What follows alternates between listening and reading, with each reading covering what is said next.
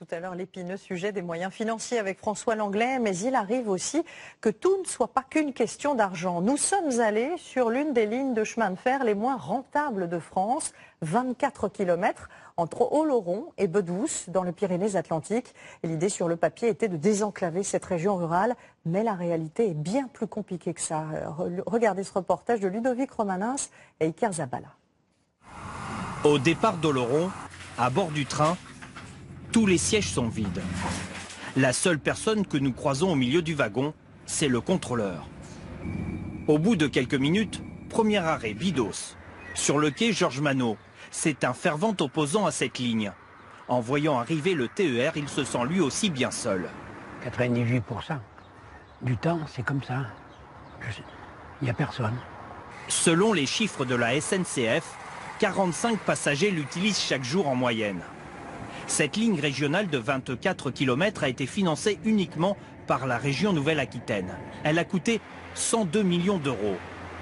Il a fallu en effet restaurer 12 anciens ponts, créer des passages à niveau, mais aussi des murs anti-éboulis pour protéger les voies.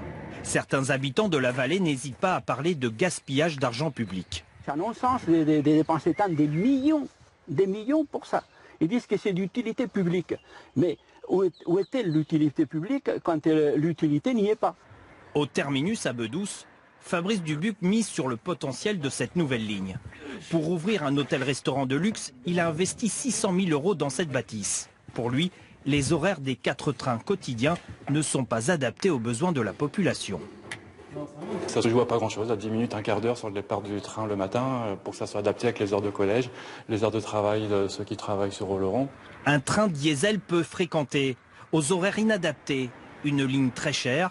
Le président du conseil régional met en avant la défense du patrimoine qui, selon lui, n'a pas de prix.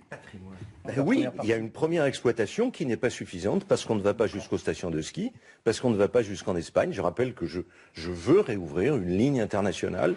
Un prolongement vers l'Espagne qui, pour l'instant, est au stade de friche. L'ancienne voie n'est plus en service depuis 40 ans. 5 années de travaux sont nécessaires pour la remettre en état. Le coût total est estimé à 400 millions d'euros supplémentaires.